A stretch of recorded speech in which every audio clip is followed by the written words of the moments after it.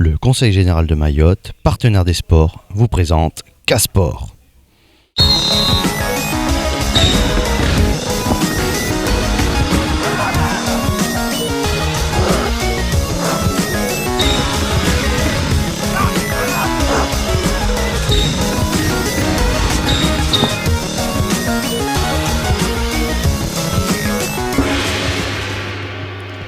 Bonsoir à toutes et à tous. Excusez-nous pour ce léger retard, nous sommes désolés. C'est dû aux intempéries, le mauvais temps. D'ailleurs, nos consultants Charlie n'a pas pu venir, justement par rapport à ça. Et moi-même, j'étais en retard. J'ai failli ne pas venir grâce à Sophie. Je suis là. Bonsoir Sophie, comment allez-vous ? Ah, ça va très bien. Je crois qu'on a fait des miracles ce soir. Alors, j'ai pour inviter ce soir pour parler football, nous allons notamment parler de l'Assemblée Générale de la Ligue mahoraise de foot qui avait lieu samedi. Je vais vous laisser vous présenter. Alors, Mohamadi Atoumani, vice-président de VSS à Nyongvu. Et à vos côtés ? Ici, c'est Agoussou, président du comité sportif mahorais de métropole, pour parler le football mahorais de métropole. Très bien, avec vous, nous allons donc parler du football mahorais en France métropolitaine, où beaucoup de clubs mahorais évoluent. Exactement. Alors, hier avait lieu l'Assemblée Générale de la Ligue mahoraise de football. Une assemblée générale que certains critiquaient l'organisation même de cette assemblée alors que les classements ne sont pas encore rendus officiels. Sophie, on a entendu des mécontentements, beaucoup de grognes parmi les clubs présents. Ça a chauffé, il faut le dire. Oui, mais je crois que ça fait aussi partie de la vie des clubs, d'une ligue. L'idée, je pense, c'est tous d'aller dans le même sens et d'essayer d'améliorer les choses, même si moi, je crois en tout cas qu'on a entendu des choses plutôt constructives. Et je tiens d'ailleurs à excuser l'absence de Guillaume, notre consultant foot qui devait être là ce soir, qui a eu malheureusement un petit empêchement. On lui fait un petit coucou, qui m'envoyait un petit message justement tout à l'heure pour souligner et pour dire qu'il trouve que les dirigeants des clubs, je trouve que les dirigeants de clubs ont eu une attitude très constructive et c'est très encourageant pour la Ligue. Donc voilà, je pense que ça résume en tout cas. Moi j'étais présente, vous étiez également présents. Je crois qu'il y a eu effectivement quelques discussions houleuses, mais il y a eu aussi des échanges et il y a pu avoir une discussion. Et à partir du moment où on ouvre les discussions, c'est que c'est encourageant. Il y a eu beaucoup d'autocritique et je pense que c'est une certaine forme d'humilité de leur part. Ils ont su reconnaître leurs erreurs, se parler, se dire les choses. Et on va d'ailleurs revenir sur ces images que nous avons donc filmées hier, des images signées Élysée.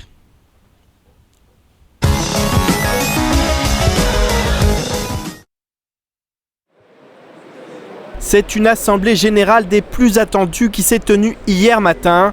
En effet, tous les acteurs du monde du football mahorais étaient présents afin de faire le bilan de l'année passée.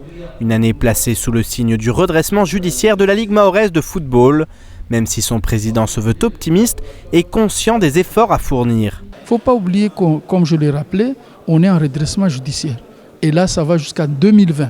Et le jour ou l'année où on va déraper de ne pas rembourser ses dettes, on va nous dire, messieurs, on met la clé parce que vous n'êtes pas capable de honorer cet redressement. C'est pourquoi je dis, attention, on a encore les reins qui sont encore fragiles. Donc, c'est ça. Mais jusqu'à là, on peut payer les agents, on peut faire fonctionner, malgré la politique et le développement de la Ligue actuellement. On est bien structuré, matériellement, techniquement, administrativement. On a tous les moyens qu'il faut. Ce qui nous empêche, qui nous ampute seulement, ces problèmes qui étaient avec cette dette colossale. Pour redresser les finances de la Ligue, la chasse aux clubs mauvais payeurs va se durcir et pourra aller jusqu'à l'interdiction de commencer la saison si un accord de paiement au moins par échéance n'est pas trouvé. Quant aux avalanches de réserve, 190 en 2015 contre moitié moins dans les clubs des autres ligues, elles sclérosent les championnats et laissent encore à ce jour la DHT et l'APH sans vainqueur officiel. À mon avis, il faudrait que la Ligue soit, au moins les commissions du moins soient régulières en fait. Il ne faut pas que quand il y a une réclamation qui est posée en février, en tout début de saison, que les commissions attendent jusqu'à 3 mois après pour juger. Il faut qu'il y ait un travail régulier, au moins toutes les 2 semaines par exemple, et puis derrière, publier les décisions qui sont prises. À partir de là, donc, s'il y a des appels, ils seront faits tout de suite et on n'aura pas à, après saison, attendre des appels de la fédération pour demander gain de cause. En effet, les commissions peinent à suivre le rythme des réserves qui se multiplient. Fausses licences, non-respect des règles liées aux mutations, corruption.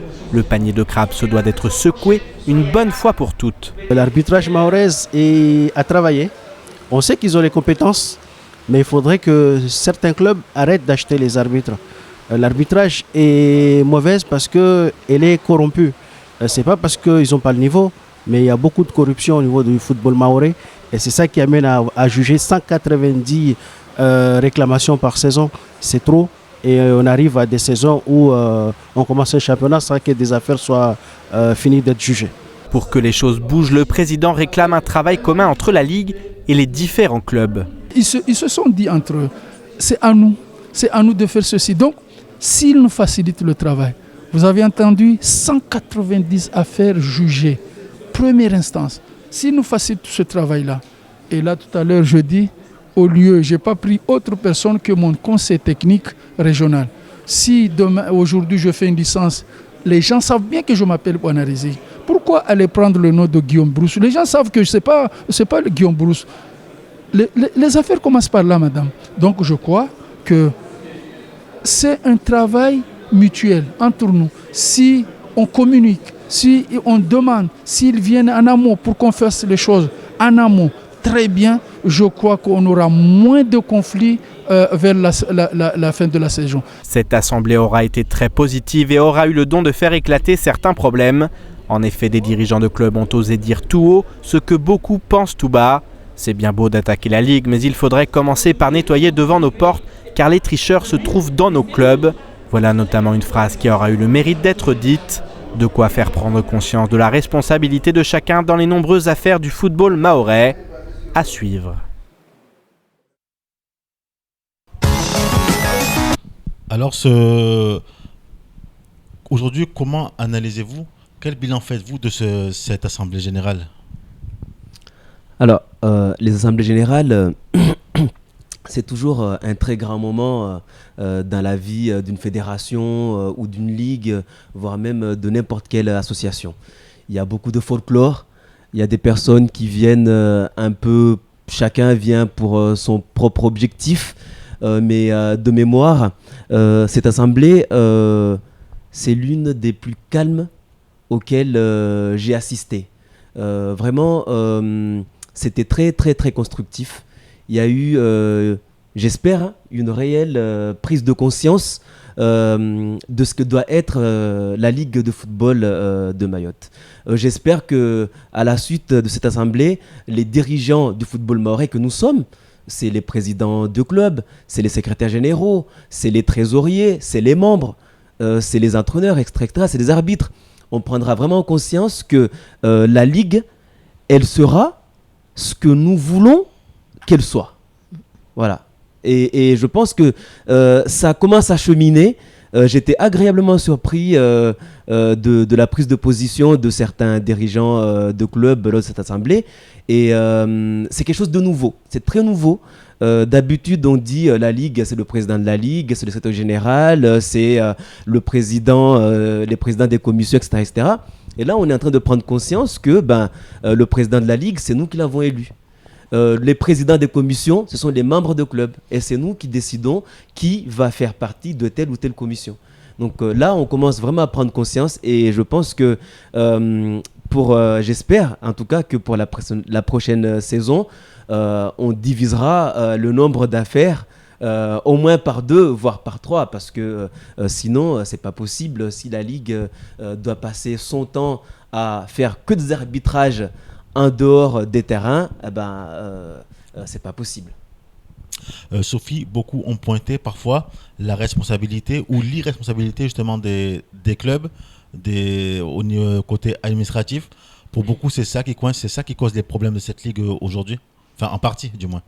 Oui, parce qu'il semble effectivement que... alors, est-ce qu'il y a méconnaissance? C'est là où il y a le petit bas qui blesse. C'est qu'on ne sait pas s'il y a vraiment une méconnaissance ou s'il y a une tricherie réel de la part des clubs.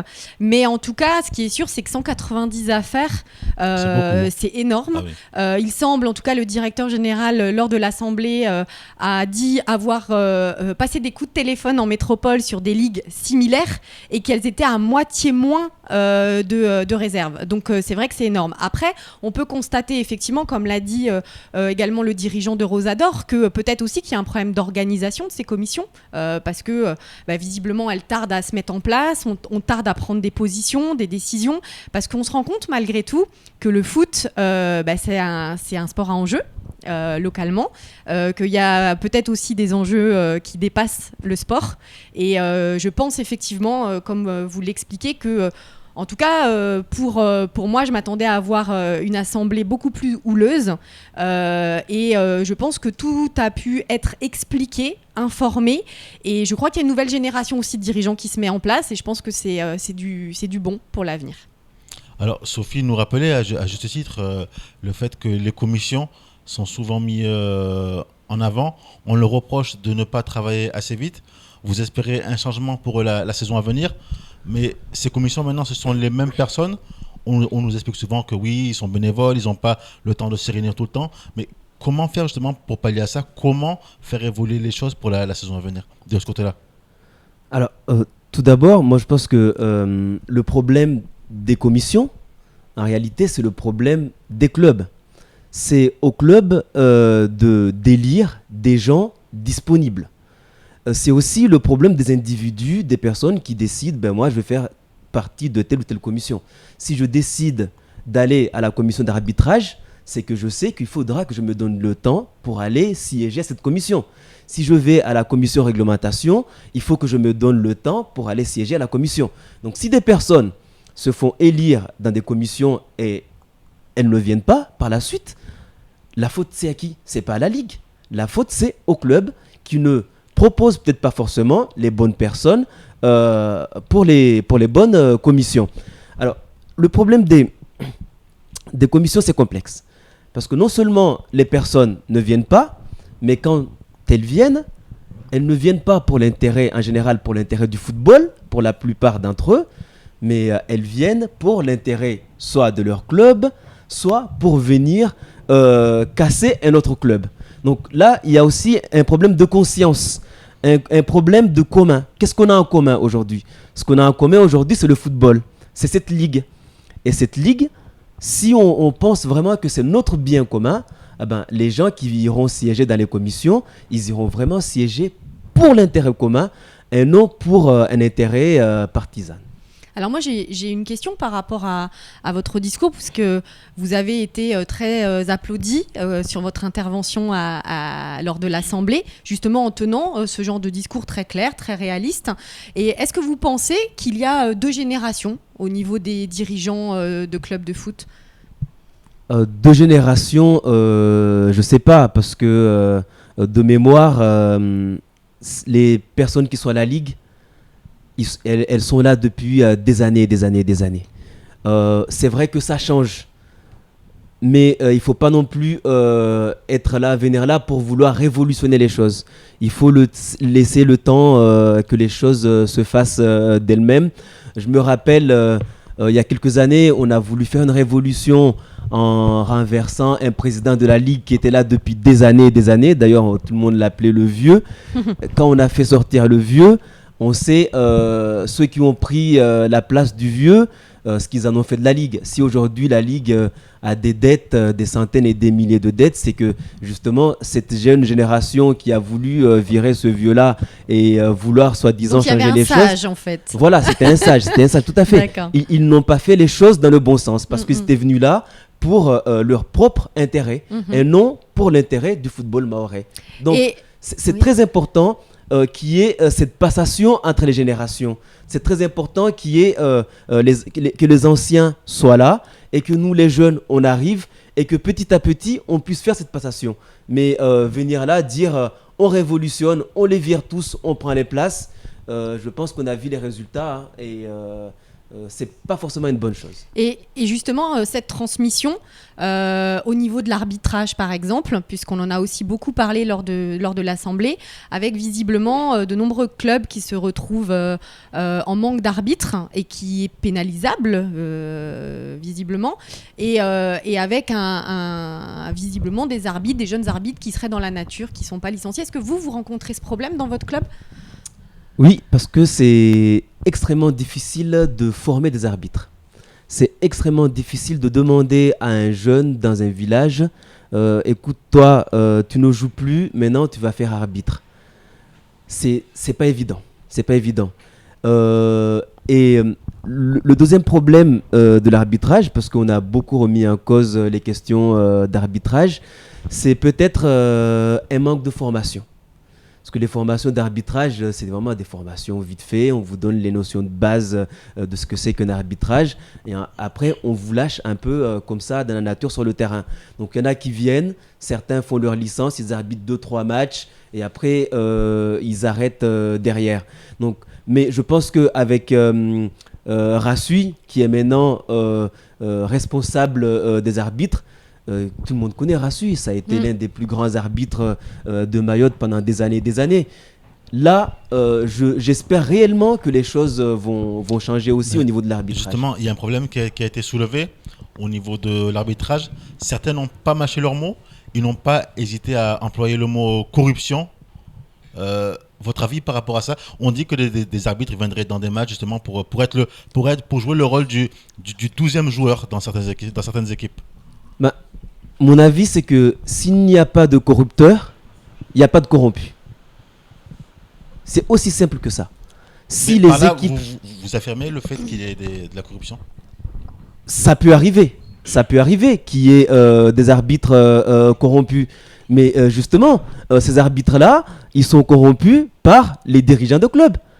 Et moi, si je vais jouer à un match où j'ai l'intime conviction que l'arbitre qui m'a fait jouer a été corrompu par l'équipe adverse, en tant que dirigeant de club, moi je vais dire peut-être à mon arbitre, écoute, c'est l'arbitre par exemple de l'UCS Sada ou c'est l'arbitre de Rosador, la prochaine fois que tu feras jouer Rosador, il faut rendre la monnaie de la pièce.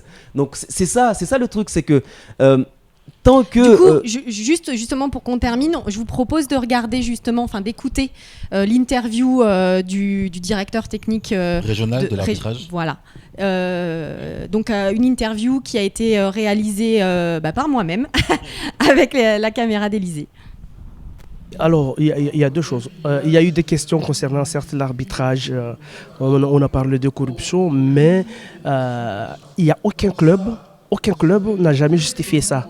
Nous, moi je serai le premier, je crois, même si ce n'est pas de mon devoir, de demander à la CERA de ne pas désigner un arbitre qui est supposé être corrompu.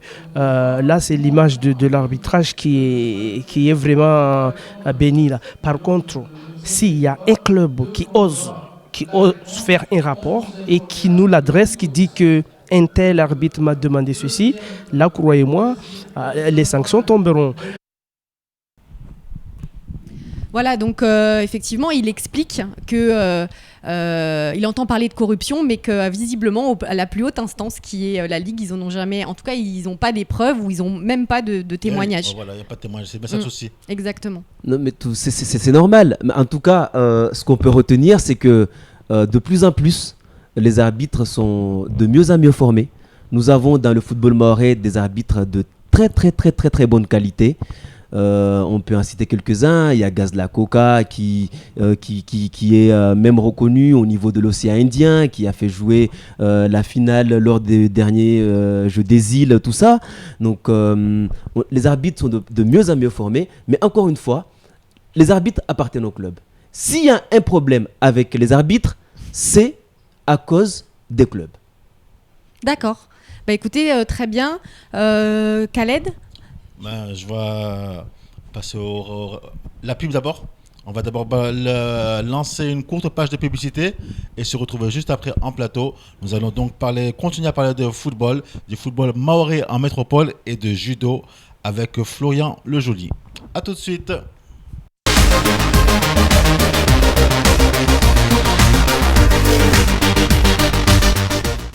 Êtes-vous compatible?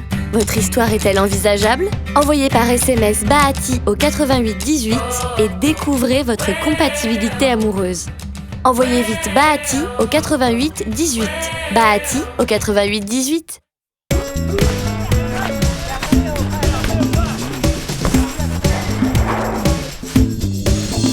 Regarde maman. Et maman.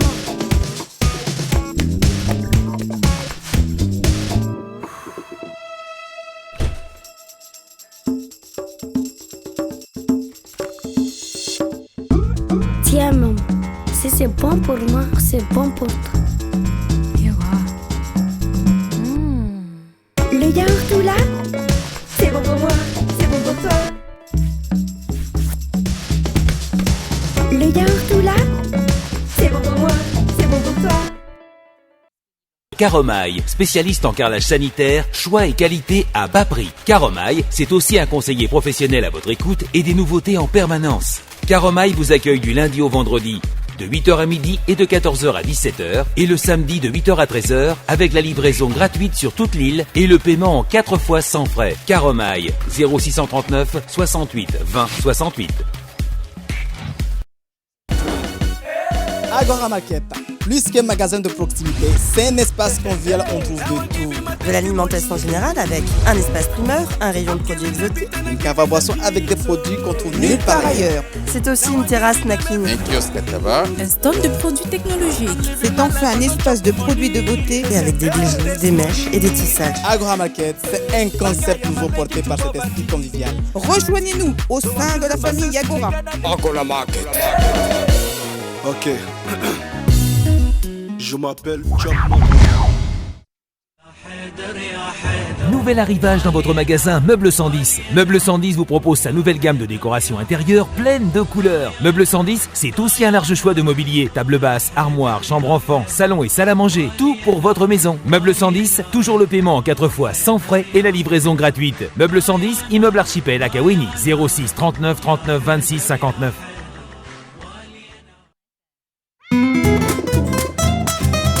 Quand on veut un prêt pour créer son entreprise, la route est parfois longue et sinueuse. Alors pour mener à bien et plus rapidement son projet professionnel, il y a l'ADI qui propose des microcrédits et des solutions d'accompagnement. Chaque semaine, grâce à l'ADI, plus de 200 personnes ouvrent leur boîte. Pourquoi pas vous?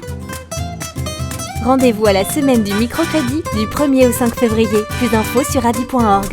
Pour plus de renseignements, contactez l'ADI au 02 69 61 00 00. 02 69 61 00 00. Avec l'ADI, créez ou développez votre entreprise. Est-il fidèle? Avec qui te trompe-t-il? Envoie Fini au 80 80 pour savoir s'il te cache quelque chose. Tu trouves qu'il a changé? Pour savoir si tu peux lui faire confiance, envoie Fini au 80 80.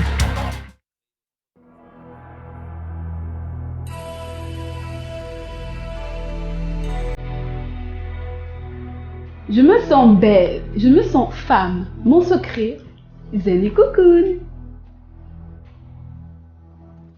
Je suis un homme moderne. Je prends soin de moi, pour mes fans. Mon secret, c'est Zen et Cocoon. Le meilleur pour moi, c'est Zen et Cocoon. C'est mon havre de paix. Mais chut, ça reste entre nous. Notre secret de beauté, c'est Zen et Cocoon. Maintenant, c'est le vôtre. À Pamandzi et à Mamoudzou, vos deux instituts spa Zen et Cocoon vous invitent à venir vous relaxer dans les vapeurs de ces deux hammams orientaux en plus des soins traditionnels. Est-il fidèle? Avec qui te trompe-t-il? Envoie Fini au 80 80 pour savoir s'il te cache quelque chose. Tu trouves qu'il a changé? Pour savoir si tu peux lui faire confiance, envoie Fini au 80 80.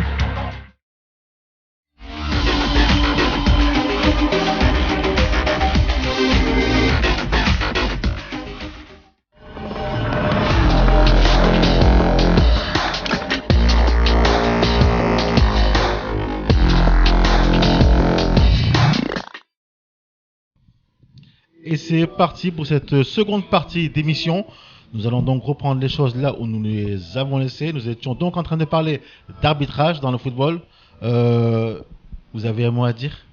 Exactement. Donc, en fait, moi, par rapport à l'assemblée d'hier, donc j'aimerais bien parler un petit peu de l'arbitrage parce que j'ai l'occasion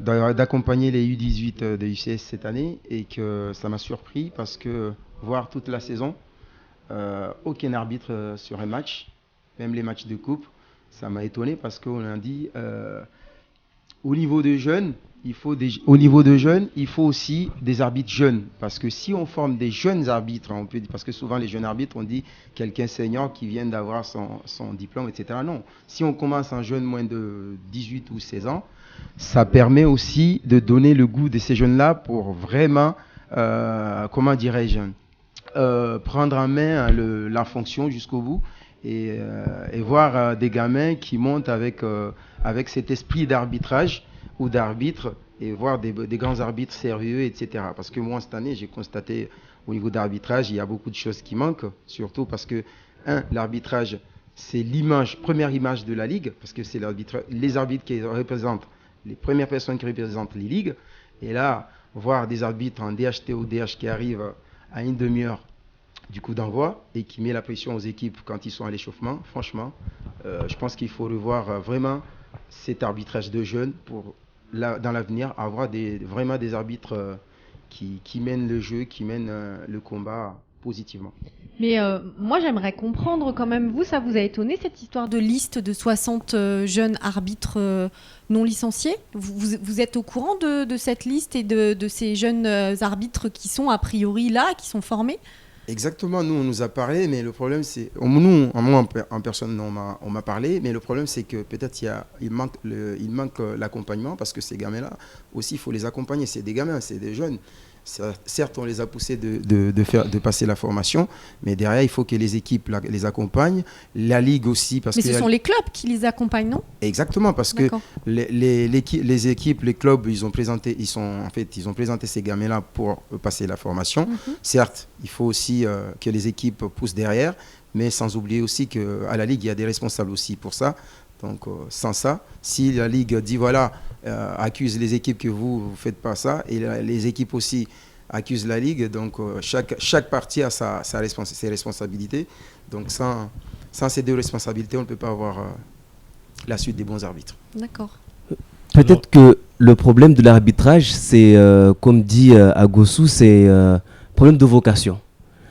Beaucoup de ceux qui arbitrent, par exemple, à Métropole ou dans les grands championnats, ils arbitrent parce que soit ils ont vu Monsieur Wurtz arbitrer, certains ils ont vu Colina arbitrer, mais ici, dans l'arbitrage, on manque de références. On manque de références de grands arbitres. On peut dire, moi j'ai envie d'arbitrer parce que j'ai vu Rassui, par exemple, arbitrer. Moi j'ai envie d'arbitrer parce que j'ai vu Gazlakoka arbitrer.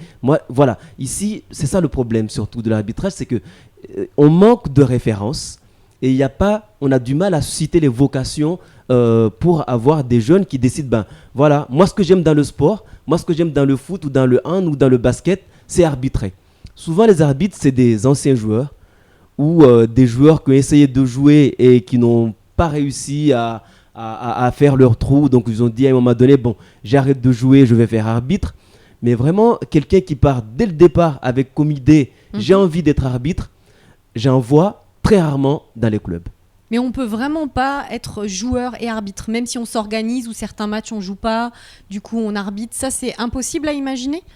Si, mais après c'est compliqué parce que c'est toujours l'histoire de juger partie. À quel moment je suis joueur, à quel moment je suis arbitre. Mais ça se fait ça au basket, me semble-t-il. Oui, je crois dans tous les sports. Non, mais on peut tout à fait, on peut être joueur et arbitre, mais il se pose encore le problème des partialités quand on va arbitrer un match. Les mecs contre qui j'ai joué la semaine dernière... Même si on n'est pas joueur, on est affilié à un club. Donc de toute façon, dans ce cas-là, si on pousse ce raisonnement-là, l'impartialité ne peut jamais exister. Je pense que c'est quand même aussi une éthique. Voilà, c'est ça que quand je disais tout à l'heure que dans le sport et dans le football mahorais aujourd'hui et dans la Ligue, il faut qu'on se pose la question, nous tous les bénévoles, aussi bien les arbitres que les dirigeants, etc., qu'est-ce qu'on a en commun ? Et qu'est-ce qu'on veut faire de ce commun-là ? Et si on veut que ce commun-là perdure et qu'on puisse faire la passation aux générations qui vont venir après nous, il faut qu'on le conserve, il faut qu'on soit dans ce souci toujours d'être juste. Quand on va sur un terrain pour arbitrer, il faut qu'on soit dans le souci d'être juste. Quand on inscrit des joueurs sur un feuille de match, il faut que moi, en tant que dirigeant, je sois dans le souci de me dire, je vais inscrire 11 joueurs qui sont réglementaires, où il n'y a pas de problème sur la licence, où il n'y a pas de problème sur la mutation, il n'y a pas de problème, etc. Donc tout est là. Si on est vraiment tous dans ces raisonnements-là, on arrivera vraiment à diminuer ces 90 affaires. On arrivera à dire, voilà. Et à motiver des arbitres, parce que je pense que c'est aussi sensible comme poste. Complètement. Parce qu'on se retrouve quand même à émettre, en tout cas être au cœur des réserves, parce qu'on a son nom en tant qu'arbitre principal, etc. Et devoir se positionner. Et on peut voir même, on regarde tous le championnat d'Angleterre, le championnat de France, etc. On voit que ça arrive qu'un arbitre soit complètement dépassé par un match. Même en Coupe du Monde, il y a des arbitres qui sont dépassés par des matchs. Donc nous, nos arbitres, ils sont des amateurs et encore. Donc il faut qu'on soit indulgent aussi envers les arbitres, qu'on arrête aussi nous en tant que dirigeants de leur mettre la pression tout le temps lors des matchs. Un arbitre qui a la pression, c'est un arbitre qui va certainement finir par mal arbitrer. Donc il y a aussi le civisme des dirigeants qui sont sur les bancs pendant les matchs qui doivent prendre leurs responsabilités. Et de toute façon, au vu de ce qui a été dit lors de l'Assemblée générale, je pense que tout ceci est en passe d'être résolu. On a affiché beaucoup de bonne volonté, beaucoup d'envie de bien faire, de progresser. On a vu qu'il y a un réel changement de mentalité qui commence à s'opérer. Et à mon avis, ces choses-là devraient changer assez rapidement. Souhaitons-le du moins, parce que c'est clair que l'image de notre football est sérieusement écornée. Alors nous allons continuer à parler football, mais cette fois-ci, football mahorais en France métropolitaine. Et Agossou, vous êtes venu ici pour cela. Alors, pouvez-vous nous expliquer déjà quelle est votre démarche, votre association ? Alors, depuis 2012, on s'est regroupé dans la région Rhône-Alpes, Auvergne, en disant que il faut que les Mahorais qui sont en métropole soient valorisés par rapport à leurs efforts, etc. Parce qu'on a recensé une cinquantaine et plus de clubs mahorais qui sont affiliés à la fédération et qui sont en activité. Et on a dit, tous ces clubs-là, il faut qu'il y ait une reconnaissance. Donc, qu'est-ce qu'on a fait ? On a créé un comité sportif pour essayer justement de mettre en place un événement qui peut valoriser ou récompenser tous ces efforts qui vont se faire pendant la saison. Donc, ce comité s'appelle le comité sportif mahorais Rhône-Alpes-Auvergne pour l'instant. Le fait que c'est ces clubs-là qui ont eu l'idée. Et depuis 2013, on a commencé notre premier événement, parce que c'est un grand tournoi qui regroupe le maximum des clubs mahorais qui existent là-bas et qui sont en activité. Et cette édition ou cet grand tournoi permet justement à donner plus de valeur à ces joueurs, mais aussi ces joueurs ou ces clubs-là à montrer une bonne image sportive mahoraise en métropole. Parce que on savait, moi j'ai fait beaucoup des démarches au sein des différents districts de football où j'ai eu beaucoup de nouvelles négatives par rapport à ces clubs-là. Et on a dit que peut-être si on met en place cet événement-là, pour récompenser justement les équipes qui réalisent des bons parcours chez eux, championnat ou coupe, peut-être ça peut améliorer notre image au sein de ce sport. Qu'entendez-vous par résultat négatif ? Bon, c'est des problèmes de comportement, parce que c'est vrai. On avait été informé il y a 3-4 mois de cela d'une bagarre qui avait eu lieu à l'issue d'un match opposant une équipe mahoraise à une équipe métropolitaine. Ces cas-là sont réguliers ou c'était vraiment une exception ? Moi, je peux dire depuis 3 ans, 4 ans que je suis dedans pour essayer justement d'améliorer tout ça. Oui, bien sûr, j'ai eu plusieurs districts qui m'ont dit que voilà, il y a énormément de soucis par rapport à certains clubs au niveau comportement, discipline, tout ça. Et justement, par rapport à ça, permettez-moi de vous couper, est-ce que la solution, c'est pas justement d'essayer d'insérer les Mahorais dans des équipes métropolitaines plutôt que d'essayer justement de faire des équipes mahoraises?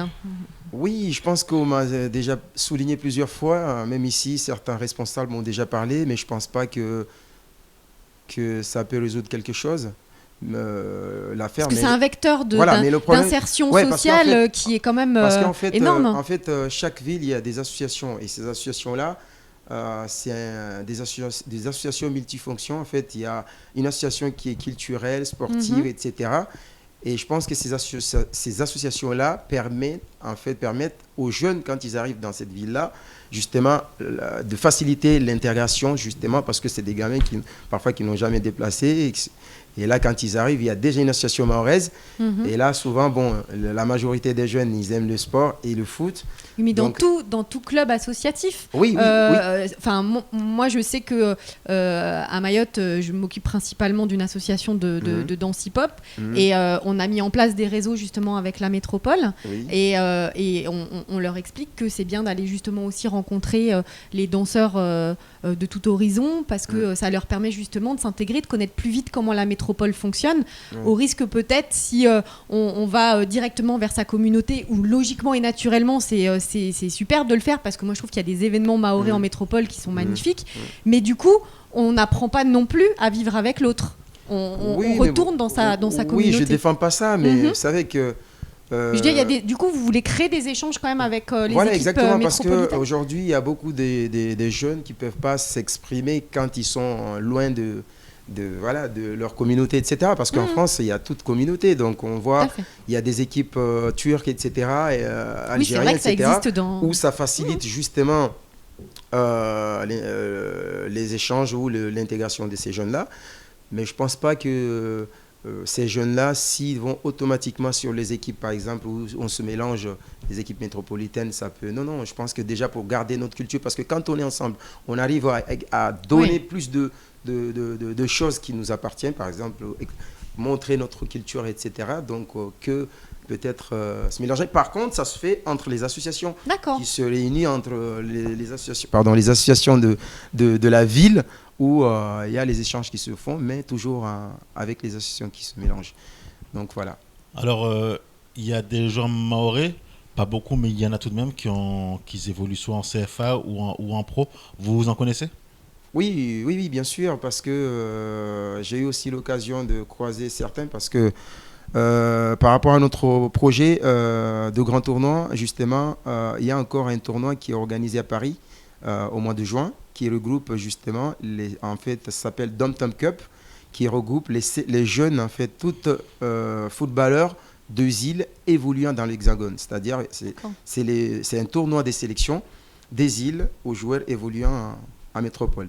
Donc, là, on va chercher des jeunes mahorais, parce que c'est à partir du niveau de CFA, etc., où on organise notre équipe, en fait, on regroupe notre équipe de sélection pour aller justement à Paris pour participer à ce tournoi-là. Et là, j'ai rencontré beaucoup de jeunes où ils évoluent dans des clubs même pro, mais en jeunes. Donc après, le problème de ces jeunes-là, c'est justement le passage, en fait, le passage au senior. Là, il y a des difficultés parce qu'en jeune, il n'y a pas de souci, mais quand ils arrivent la fin des jeunes, des équipes de jeunes, ils ont beaucoup de difficultés parce qu'ils n'ont aucun accompagnement.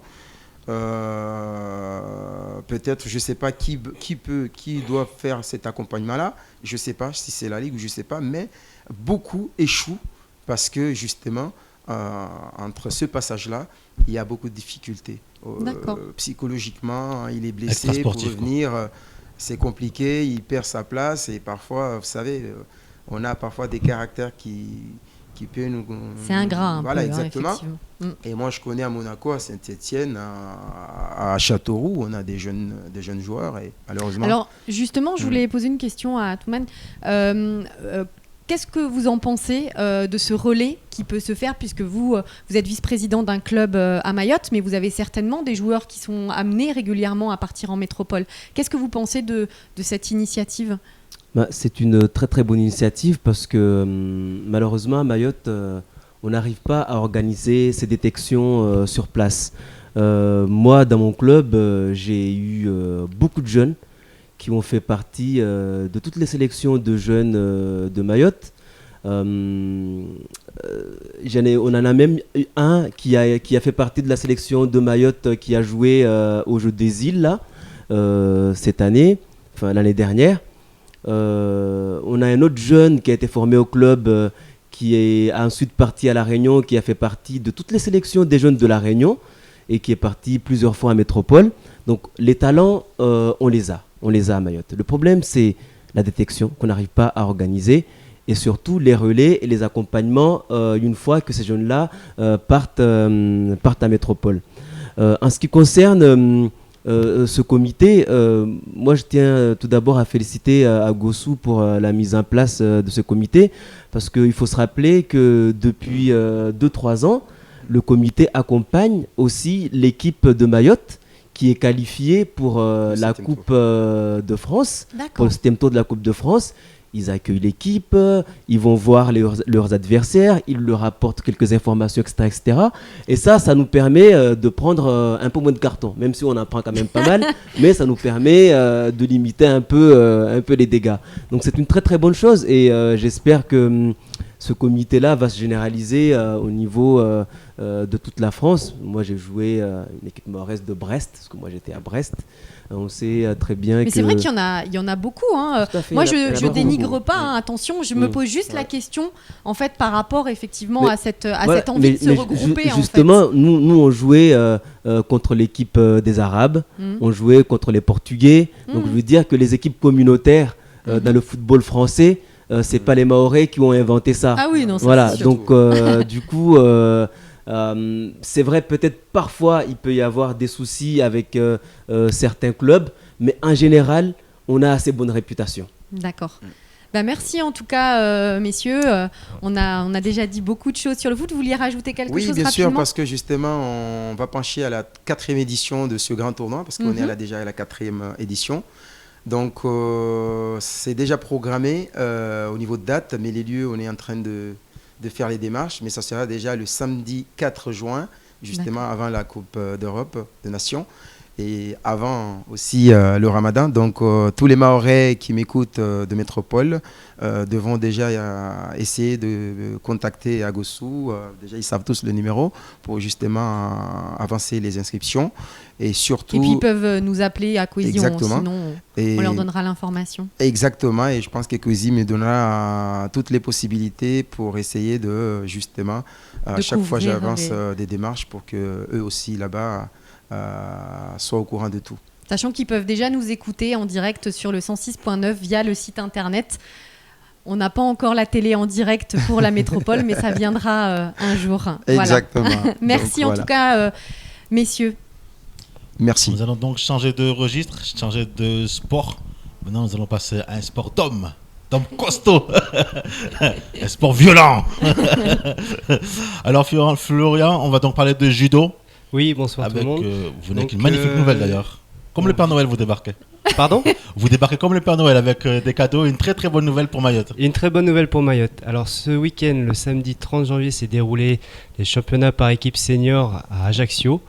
Donc l'ASJCM de Kawin était présent à la rencontre.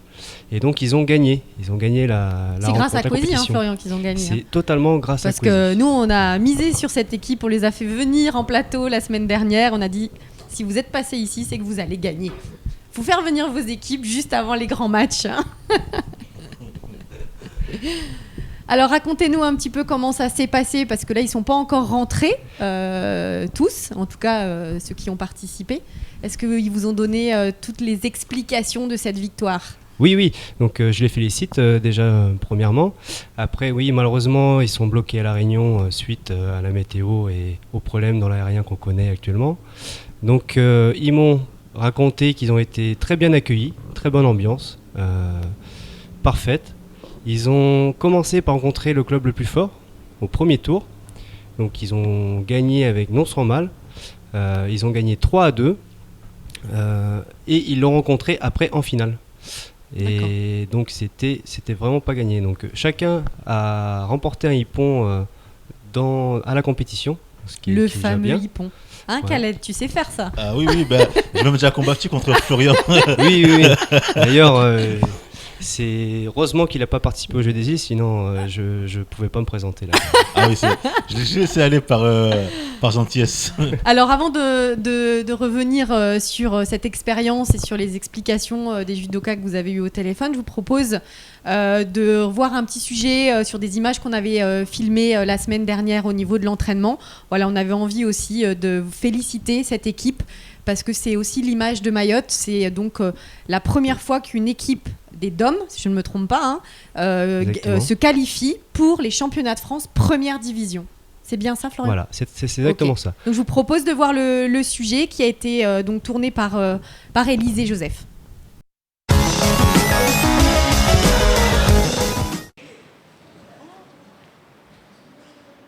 Un week-end a marqué d'une pierre blanche pour les tatamis mahorais.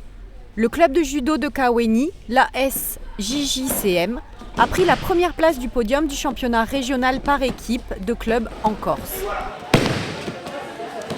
Jamais un club issu des DOM n'était parvenu à une telle place qui leur permet d'accéder au championnat de France première division.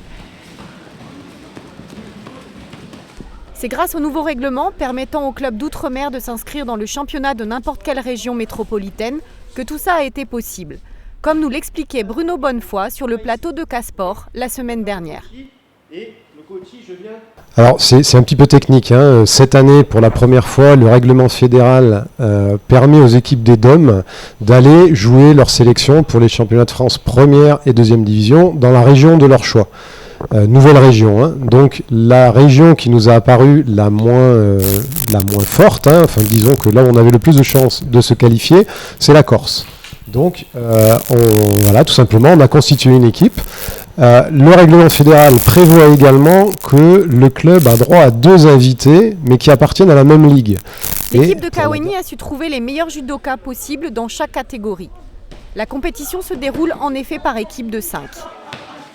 Le club a fait preuve d'intelligence tactique. Il va utiliser la possibilité offerte par le règlement pour enrichir son équipe de 2 judokas régionaux, en l'occurrence 2 réunionnais. Le règlement fédéral prévoit également que le club a droit à 2 invités, mais qui appartiennent à la même ligue. Et pour la dernière année, a priori, nous faisons partie de la Ligue Réunion. Donc nous avons pu inviter 2 réunionnais. Et donc nous avons choisi des réunionnais plutôt forts, donc Thierry Grimaud, qui a un très gros palmarès, et Théo Pitaval. Théo Pitaval, qui, rappelons-le, c'est le judoka qui avait battu Florian Lejoly à la finale des Jeux des îles en moins de 73 kilos. Après être venu à bout des clubs de Furiani et d'Ajaccio à 2 reprises, Kaweni décroche la première place et donc son ticket pour le championnat de France première division les 5 et 6 mars prochains à Lyon et peut-être accomplir leur rêve de combattre contre Teddy Riner. Après l'argent de Florian Lejoly aux Jeux des îles de l'océan Indien, le judo mahorais continue de montrer un bel exemple de montée en puissance, malgré des moyens limités et une ligue régionale en crise.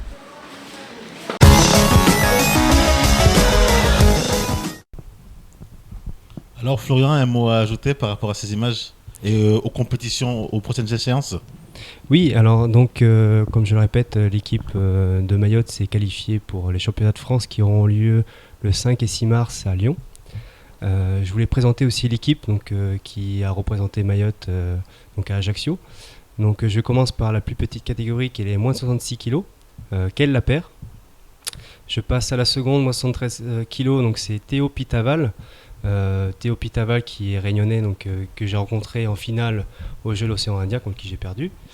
Et en moins de 81 kg, Bruno Bonnefoy, qui est entraîneur à l'ASJJCM. En moins de 90 kg, Thierry Grimaud, qui est à La Réunion, qui gagne aussi les Jeux de l'océan Indien dans sa catégorie. Et pour finir, dans les plus de 90 kg, Monsieur Rudolf Méchin, qui est aussi entraîneur à la SJCM. Celui qui rencontrera Teddy Riner. Il y a des chances. Et oui. Parce que par contre, il y a de fortes chances à ce que vous partiez à la place de Bruno. Alors, donc pour les équipes, on garde un petit peu secret pour créer un petit peu la surprise. Savoir que quand on est inscrit dans une catégorie, on peut combattre dans la catégorie supérieure. Donc on va essayer de garder un petit peu secret la composition de l'équipe. Donc oui, je peux. Parce que ça veut dire que vous avez vos chances alors ? On va essayer... pas que je doute, hein, mais je me dis quand même. On va essayer quand même de se faire remarquer, de passer un tour, ce serait quand même bien. Eh ben, en tout cas, c'est ce qu'on vous souhaite. Et puis, bravo. En tout cas, toute l'équipe de K-Sport vous félicite parce que de temps en temps, on suit le judo et on voit qu'il y a énormément de petits aussi qui arrivent derrière avec une jeunesse qui est formée malgré les difficultés. On a pu en discuter avec Bruno la dernière fois au niveau de la ligue. Et voilà, je crois effectivement qu'il y a du foot, effectivement, qui est très populaire, mais il y a de plus en plus de diversité de sports à Mayotte. Et voilà, ça permet aux jeunes d'avoir le choix. C'est toujours intéressant. Alors, j'aurais une dernière question, parce que vous dites on va essayer, si on passe un tour, c'est déjà pas mal. Ça signifie que l'objectif pour vous, la victoire ne peut pas faire partie de vos objectifs ? Non, il faut redescendre sur terre. On va rencontrer des grands clubs avec, par exemple, des grands noms comme Mathieu Torel, Teddy Riner.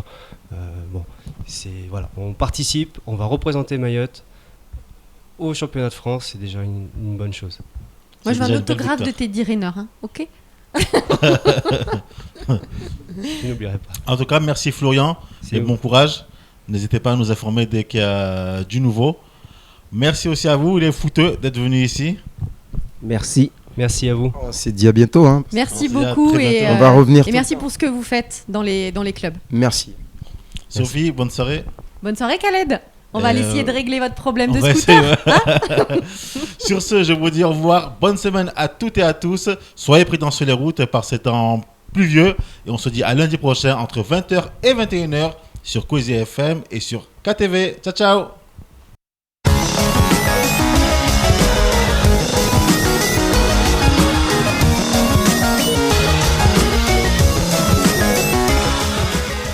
Le Conseil général partenaire du sport vous a présenté K-Sport.